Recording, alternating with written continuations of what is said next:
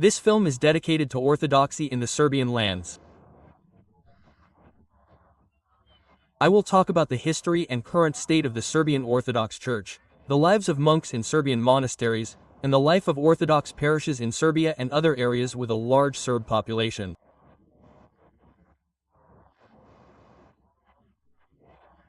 In addition to Belgrade, where we will be with His Holiness Kirill, Patriarch of Moscow and all Rus, who is on an official visit to the Serbian Orthodox Church, we will also visit other cities in Serbia. We will visit the Kosovo region and see how Orthodox Serbs live in Croatia, Montenegro, and other places that were once part of the Federal Republic of Yugoslavia, and before that, the Kingdom of Serbs, Croats, and Slavs. Serbia is one of the European countries where the main religious denomination is Orthodox Christianity. 80% of the country's population identifies as Orthodox. When a Russian comes to Serbia, they truly feel at home. A common faith, a common culture, very close historical ties, and shared bloodshed in the name of shared victories. All of this binds our peoples together intimately. The Serbs accepted baptism as early as the 6th century, but Christianity was established in this land only in the 17th century. After Cyril and Methodius came here preaching in Slavic. The greatest ascetic and educator in Serbian history was Saint Sava, the first Serbian archbishop and son of the Grand Duke Stefan Nemanja, ruler of the Serbs.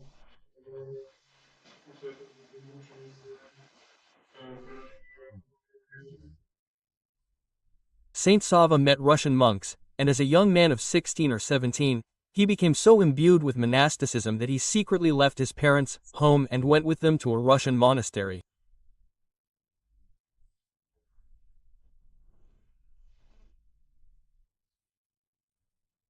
Knowing that he would be pursued, he gave his belongings to the abbot and took the monastic vows that same day, much to the regret of his parents.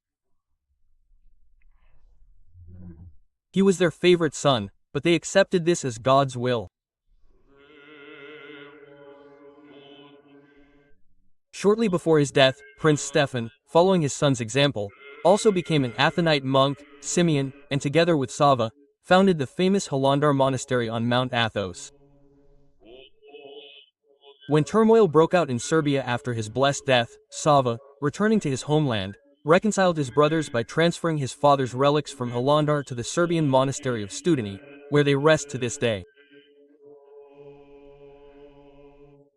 In 1219, the Patriarch of Constantinople elevated Saint Sava to the rank of bishop. His see became the monastery of Zika.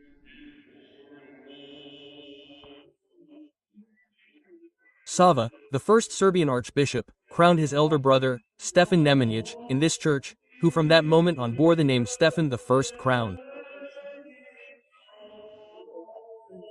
Zika can be called the pulpit of our church and our state. Serbian kings were crowned in this church, and Serbian archbishops, bishops, and abbots were consecrated. 7 Serbian kings were crowned here, all of them from the Mnemonic dynasty.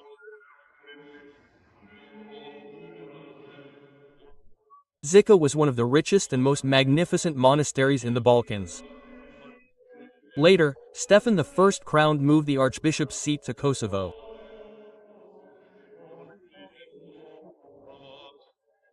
Kosovo and Pečar were then considered the safest territory, the central part of the country, which is not the case today. This is how times change and how historical situations unfold. The first Serbian Patriarchate was established in Pečar, Kosovo. This Patriarchate was not immediately recognized by the Patriarchate of Constantinople, and this recognition was revoked twice. In the second half of the 10th century, Serbia became a province of the Turkish Empire under the name of Smederevo Pashlik. Turkish authorities confiscated churches from Christians and converted them into mosques. The construction of new churches was not permitted. The use of bells was banned. Only in the second half of the 15th century did the Serbs begin their liberation movement. In Russia, the fate of their Slavic brothers evoked great sympathy. Churches everywhere collected donations for them. Thousands of Russians volunteered for Serbia. To liberate the Balkan Slavs, Russia declared war on Turkey. And, having lost over 20,000 soldiers, it defeated the Ottoman Empire in 1878. Serbia was recognized as an independent principality.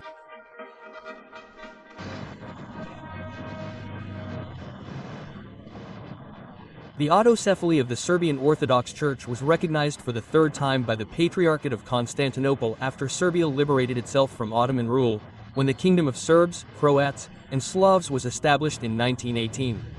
On its territory, an autocephalous church was re-established in 1920, becoming a patriarchate.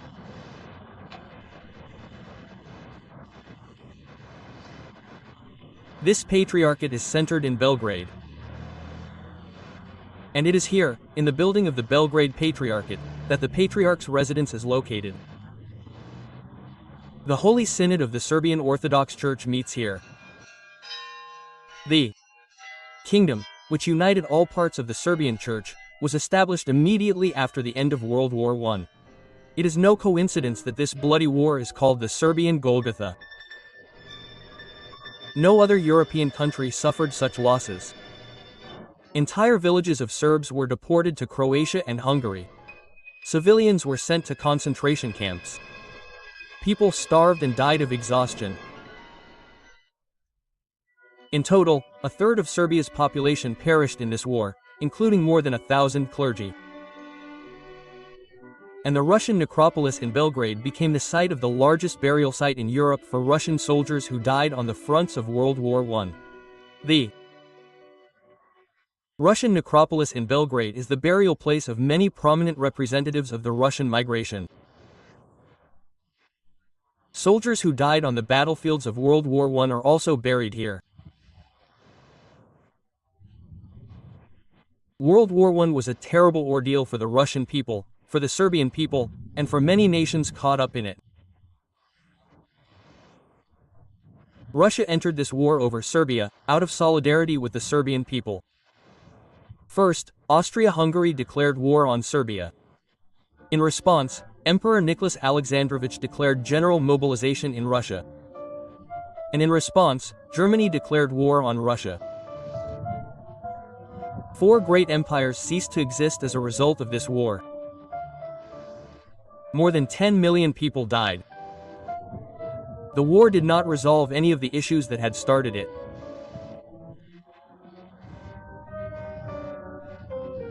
It became the harbinger of another, even bloodier and more terrible war, which began just under 20 years after the end of World War I.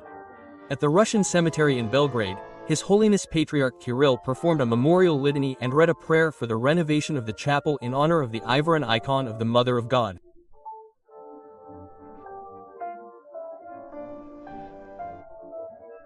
This chapel was built in 1931 by immigrants from Russia in memory of the chapel of the same name at the entrance to Red Square in Moscow.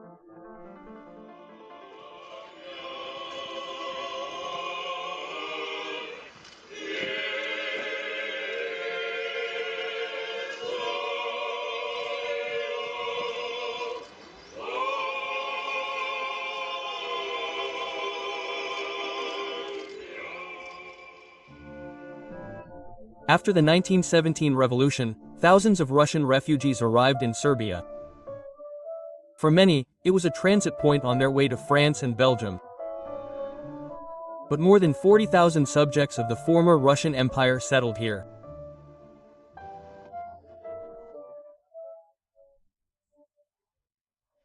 When the revolution and civil war broke out in Russia, our King Alexander did not forget all that the Holy Russian Tsar had done for the Serbs and allowed Russians to come to the Kingdom of Yugoslavia.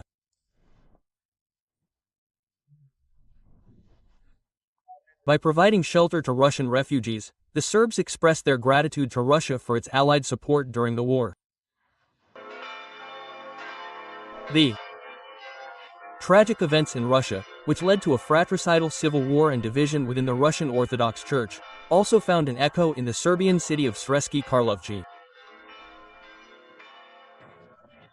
Sremski Karlovci is a city with a special connection to the history of Serbian-Russian church ties. In the 1920s, the headquarters of the White Army, led by General Wrangel, was located here. And here, from 1921, the Supreme Church government of the Russian diaspora, headed by Metropolitan Anthony of Harpovsky, was located. It was named after this city, the Karlovy Vary Synod, although officially it called itself the Russian Orthodox Church abroad. The entire spiritual and political life of the Russian diaspora took place in the Roman Karlovci. This is the famous Karlovy Vary Hospital, which housed General Wrangel's headquarters, and at the end of the street, the general's squadron was stationed. Russian engineers built 2 springs here for watering horses. This greatly surprised the residents of Karlovy Vary, as at first the Russians cared more for their horses than for themselves, hoping for a quick return to Russia. They themselves lived here, several to a room. In 1927, after the locum tenens of the patriarchal throne, then Deputy Locum Tenens Metropolitan Sergius, issued a declaration of the Church's loyalty to Soviet rule, the clergy abroad, led by Metropolitan Anthony, decided to sever ties with the Moscow Church authorities.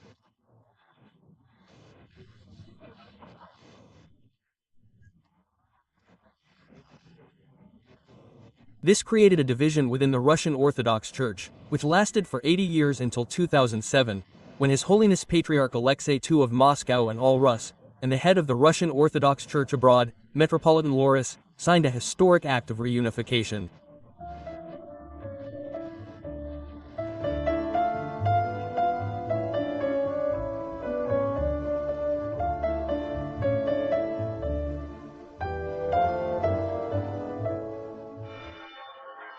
During Patriarch Kirill's visit to Serbia, a memorial plaque was consecrated in Sremski Karlovci in honor of the first hierarch of the Russian Orthodox Church abroad, Metropolitan Anthony Kropovitsa.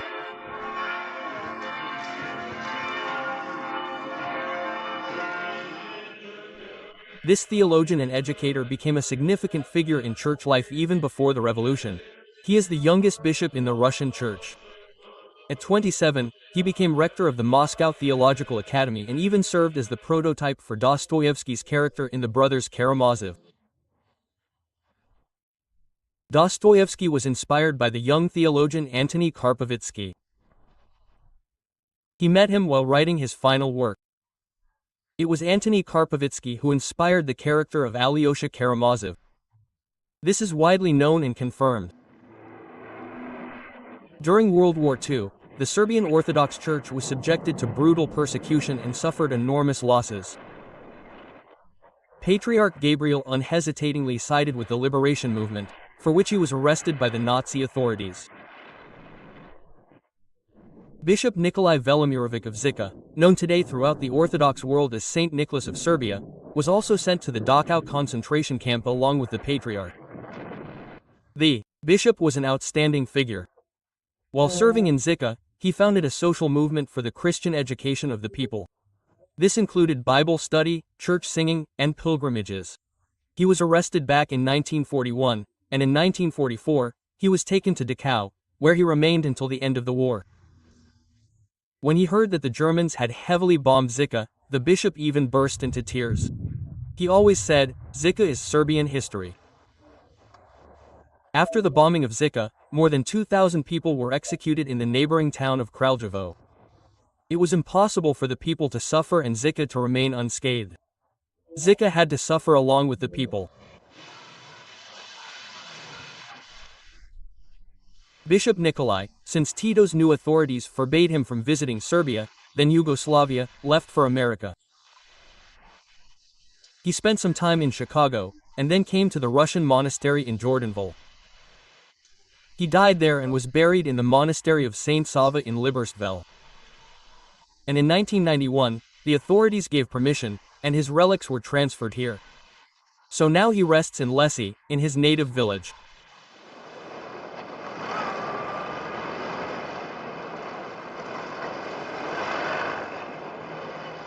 Belgrade is a city with a history spanning thousands of years. Over the centuries of its existence, it has been repeatedly plundered and destroyed.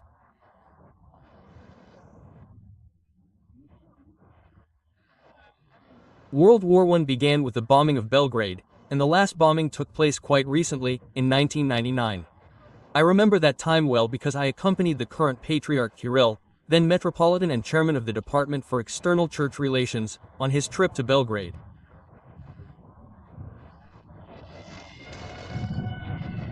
Flying here was impossible because the city's only airport was closed and without power. You had to travel from Hungary. Every 5 minutes, bombers took off from Hungary. The entire sky above the country was crisscrossed with the trails of the bombers, like a chessboard. Belgrade continued its normal life.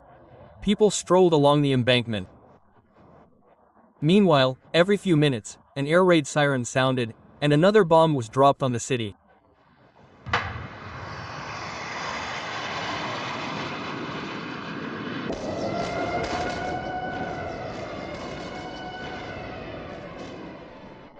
This war left an indelible mark on the lives of every Serb.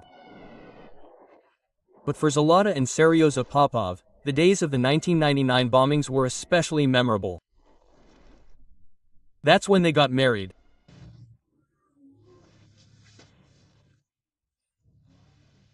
We met shortly before the bombings and decided to get married very quickly.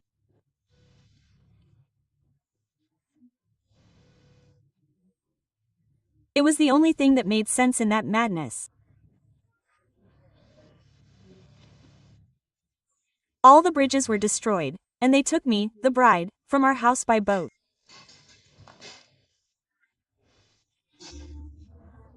By the time we reached the middle of the Danube, the river was pouring down, and we didn't even have umbrellas. It was just like in a Kusturica movie.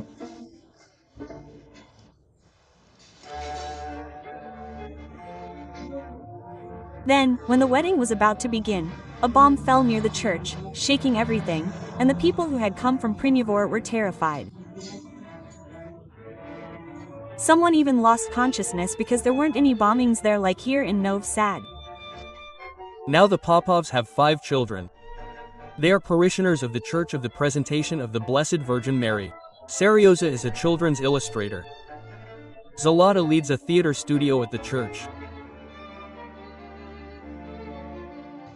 Kosovo is the sorrow and pain of the Serbian people. Today, very few Serbs remain there, but it was once a flourishing Serbian land. Remarkable monuments of church architecture still adorn this land. I have been to Kosovo many times.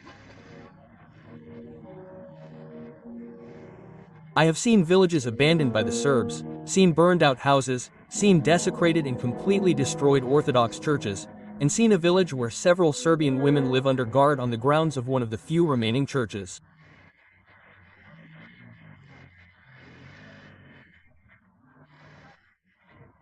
One of these women's houses is across the street, but she hasn't been able to cross it for 4 years because as soon as she leaves the churchyard, she risks being shot. These days, fewer and fewer Serbs remain in Kosovo. But for every Serb, the preservation of Orthodox churches and monasteries here remains crucial. After all, Kosovo is the cradle of the Serbian Church. Its most ancient monasteries are located in these lands. Here, on the Kosovo field, on June 15, 1389, St. Vitus Day, a battle took place that became a most important event in the spiritual history of the Serbian people.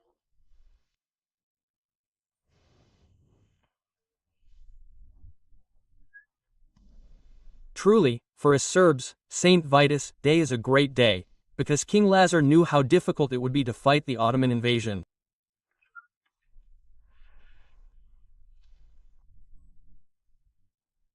Therefore, they consciously sacrificed their lives to defend their faith, their church, their holy sites, their homes.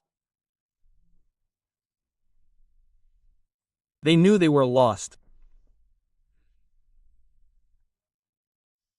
And before this, according to folk tradition, preserved in folk songs, the entire army received communion, like a dying man near death, so as not to die without communion.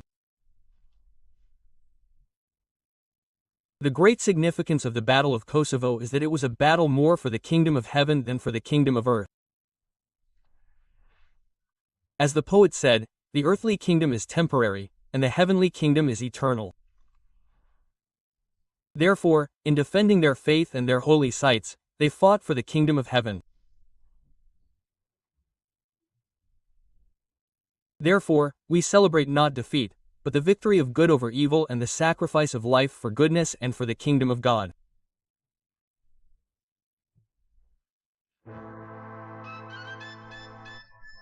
Kosovo Metohija was the center of medieval Serbian statehood. Numerous monasteries were founded around the major cities of Pek and Pristina. The entire region belonged to the monasteries. It was monastery land. Otdikani is a 25-minute drive from the Pek Patriarchate Monastery, which remains the center of the Serbian Orthodox Church to this day. According to the Constitution of Serbia, the autonomous province of Kosovo and Metohija is part of the Republic of Serbia. However, in fact, the Republic of Kosovo today is a self-proclaimed, partially recognized state, not controlled by the Serbian authorities. The main monastery of the Serbian Orthodox Church in Kosovo is Visoki Dekani. Its ancient cathedral contains the largest surviving collection of Byzantine frescoes. It is the only church in the Balkans that has completely preserved the original frescoes. It was never destroyed, nor was it converted into a mosque, meaning it remains entirely authentic. All the surrounding buildings have been destroyed and rebuilt many times, but the church itself has been preserved in its original form. At the beginning of the 20th century, only 4 elderly monks remained in the monastery. But since then the number of brothers has steadily increased, and today there are 25 monks.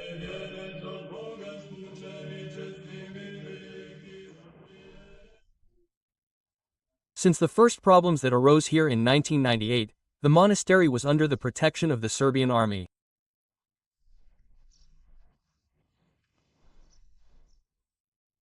And the monastic brotherhood helped all the residents in the vicinity.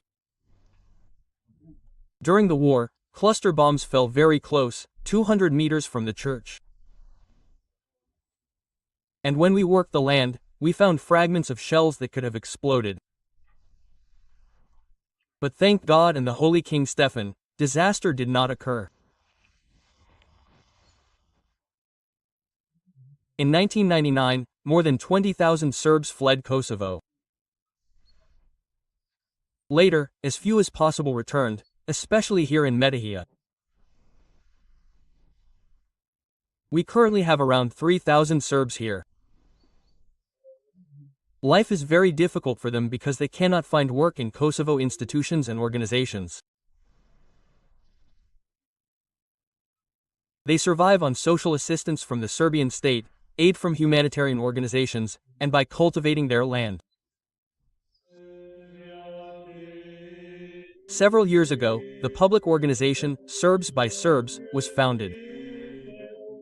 It collects donations throughout the country and helps compatriots living in Kosovo.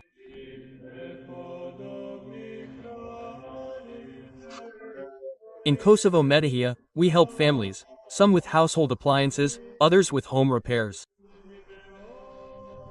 We have been able to connect several dozen homes to running water. We also have mobile kitchens that provide meals daily to over 2,000 needy Serbs who remained in Kosovo and Metohija.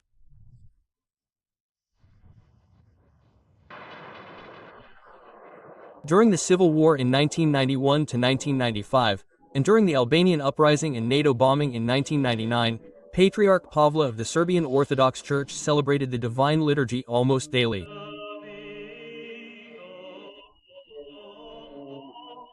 Patriarch Pavle is the man who led the Serbian Church during the greatest upheaval in our modern history. He is already considered a saint. And many Serbs pray to him, calling on his mercy, so that he may continue to pray to the Lord, as he did when he was among us. Patriarch Pavle constantly visited suffering people in hospitals and refugee camps, visited the wounded and prisoners, and was a great comforter to everyone. During the hardest days of the war, he asked for peace and condemned the destruction of holy sites. He always told everyone, "Let us be human." True people, he says, when they are born, everyone rejoices, but only he, like a child, cries. And if he is a true man, when such a person dies, then everyone cries, but only he rejoices. And this is exactly what happened to our Patriarch Pavle. A million, all of Belgrade.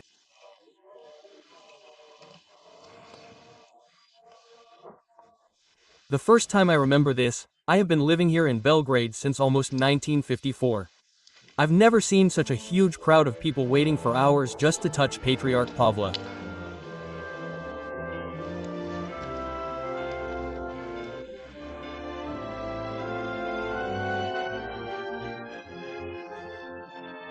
One of the most revered modern Serbian elders was Archimandrite Thaddeus of Vitovnica, a disciple of the Valam monks who were forced to leave their native archipelago, a younger brother of Saint John of Shanghai, with whom he joined in the same Serbian monastery.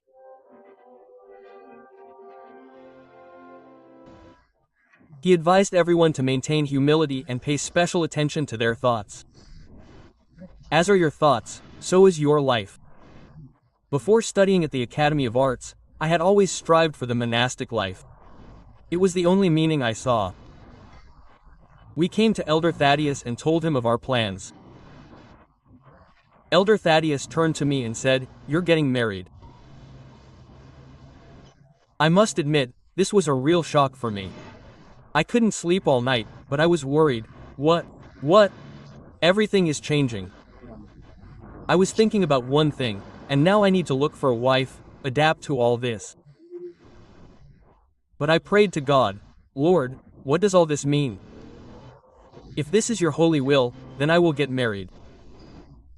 But I couldn't go out into the street or into a cafe to look for a wife there. The next day there was a liturgy, after which Elder Fede gave me a note with the address and name of my future wife written on it.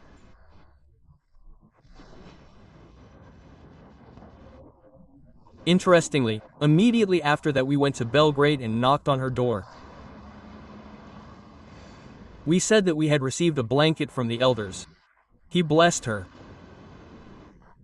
She replied that she understood everything.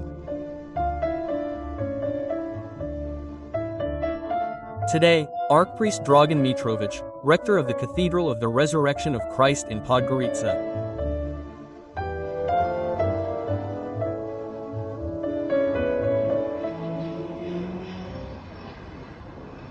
At the request of the Metropolitan, and I share this desire, I am also from these parts.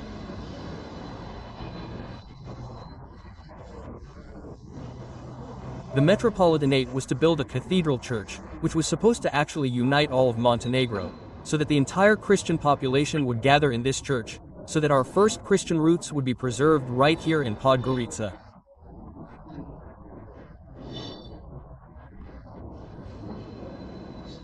This was one of the reasons. The second reason. Each of the Montenegrin clans brought their own stone from their mountain during the construction of the church.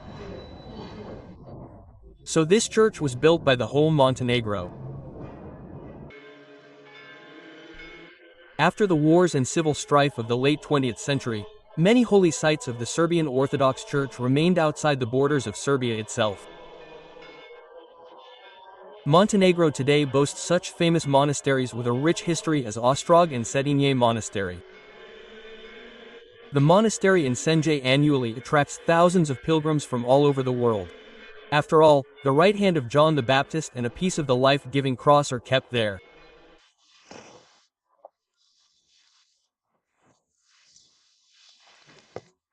A few years ago, a policeman came to my predecessor, Metropolitan Danilo of Senj, and said there were some such church relics in the state.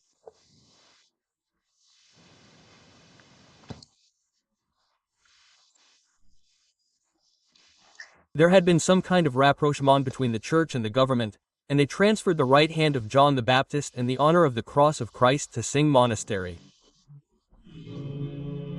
Carved into a sheer cliff face at an altitude of 900 meters above sea level, Ostrog Monastery embodies the strength of spirit and faith. Saint Basil of Ostrog, one of the most venerated saints, was buried here. Serbian Orthodox Church. The monastery was named after him during the saint's lifetime, in the 10th century. The incorrupt remains of Saint Basil are kept in one of the monastery churches. Pilgrims walk 3 kilometers up a steep slope from the lower monastery to the upper one to venerate the relics. 10 days ago, we had a family with a child who had a brain tumor. It even began to push his eye out of place. And immediately after returning, there were 2 examinations. And the doctors found no tumor.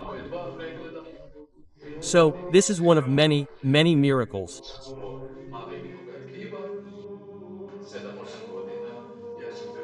Malachi Vasem or 8 years ago, I was present at the top at a miraculous and amazing moment when a 40-year-old woman, who had suffered from cerebral palsy since childhood, was healed.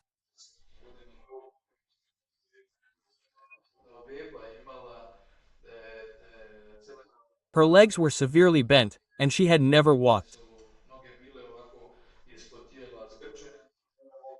As soon as she was brought to St. Basil, 2 minutes after prayer, her legs straightened, and she walked out into the street on her own 2 feet, shouting, "I walk, I'm walking."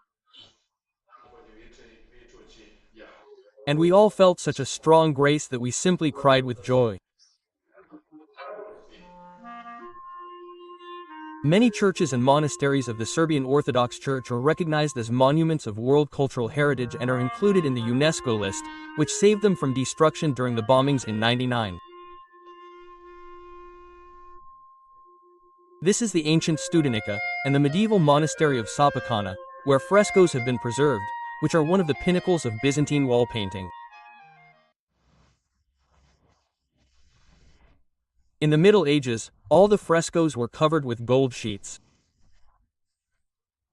And today we can only imagine how majestic and magnificent the church was then.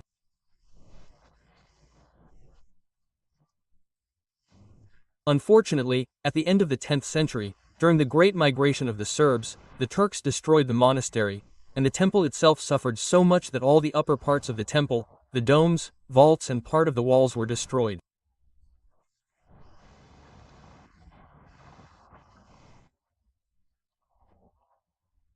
Thus, the church stood without a roof from 1689 to 1926. And we can say that it is truly a great mercy of God that the frescoes have survived, having stood for many years under open air. These frescoes represent a stunning synthesis of the ancient spirit and the Orthodox vision of God, the world, and man. For several centuries, the monastery of the Serbian Orthodox Church Lepovina served as a stronghold of the true faith in the land of ancient Dalmatia, now Croatia. The history of the Lepovina monastery, like a drop of water, reflects the tragic vicissitudes of Orthodoxy in Croatia. This monastery was founded in the mid-15th century. And soon after its founding, the Turks killed 2 monks, and 4 more were taken into slavery. The monastery was later revived again, and again, after the monks took part in an uprising against the Turks, they were expelled from the monastery. In the 10th–1st centuries, the monastery was a bulwark of the struggle against the Union, which was imposed on the Serbian Orthodox population by the Venetians and then by the authorities of the Austro-Hungarian Empire. The Uniates killed the abbot of this monastery, Contrata, in 1716. At the beginning of World War II during the war, all the monks were expelled from here. In 1943, the monastery was bombed by Hitler's air force. The temple was burned. Only a few books remained. The iconostasis also did not survive. The monastery's revival began after World War II. It continues to this day. And today we are here to bless the iconostasis, which was made by the Russian artist Nikolai Mukhin.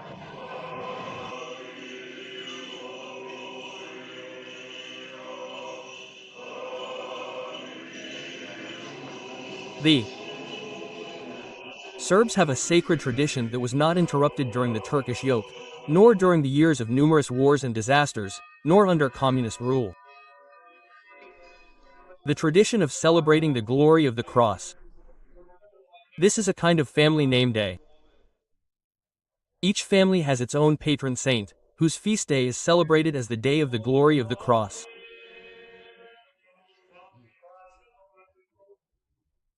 Historians explain this phenomenon by the fact that it was either the day on which they were baptized, and the saint on whose day they were baptized was taken as the patron of the house.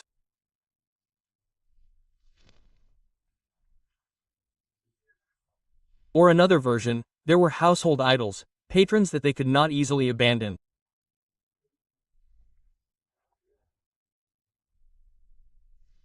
And Christian missionaries said, choose a saint as the protector of your home, which allowed, throw away idols and statues and accept the saint as the protector of the entire house. And this is what is inherited. Just as a house and property are inherited, so is glory. It played a very important role in our history.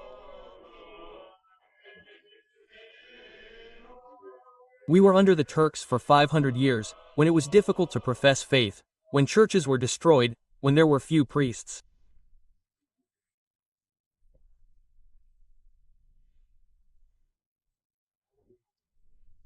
Then the house became a small, one might say, house church, which had its own icon and its own kodal, where each family prayed to God in the evening and morning.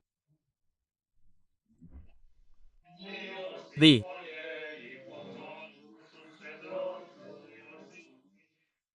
family of the artist George Kalarovic celebrates the glory of Saint Demetrius today. Saint Demetrius, the patron of this house, our family before God, before Jesus Christ. He prays for us. And he our protector before the throne of God. Bake a special bread for him on the eve of the holiday, the Slavsky Kolach. On the day of glory, the whole family goes to church and blesses it. Then the celebration continues for a long time. Only the Serbian people celebrate the memory of the family home saint. No other people do this. Treats and alms an obligatory part of the holiday. They say that thanks to this custom, no one in Serbia has ever gone hungry. This is what distinguishes our Serbian Orthodox Church. Our people don't pay much attention to name days. But the celebration of Slava is something we are proud of, something we prepare for all year. On this day, we expect guests.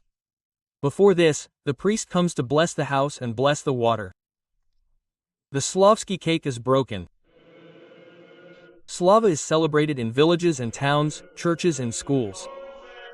On Saint Demetrius's day, Slava is celebrated in all the churches and chapels erected in his honor.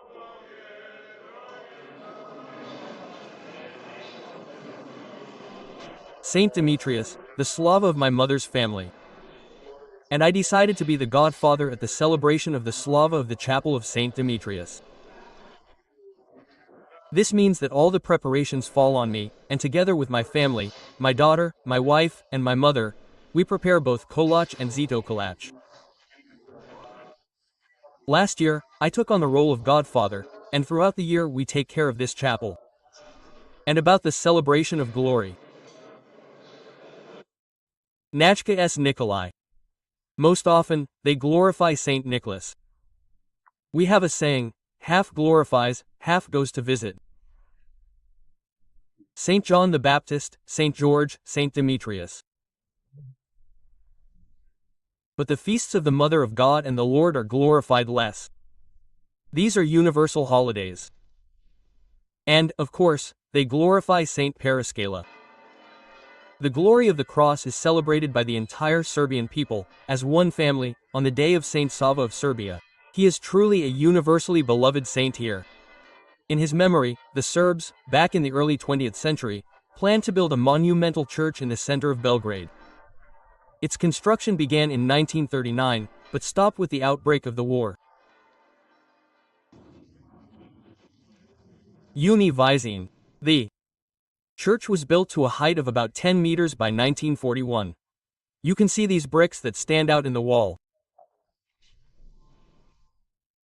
And when the occupying Nazi power came here to Belgrade, they turned the church into their garage. Unfortunately, after 1941 and 2004, the new authorities of communist Yugoslavia did the same. They used the church as a garage. The Church of Saint Sava in Belgrade is the most majestic Orthodox church in the Balkans. It was built throughout the 20th century. Construction was repeatedly interrupted due to military action. Only recently was construction completed. The style of the church is reminiscent of Byzantine cathedrals, in particular the Hagia Sophia in Constantinople. In size, it even exceeds the Hagia Sophia. The interior of the church is not yet complete. More than 17,000 square meters of walls need to be covered with mosaics and frescoes. Craftsmen from Russia will also participate in this work.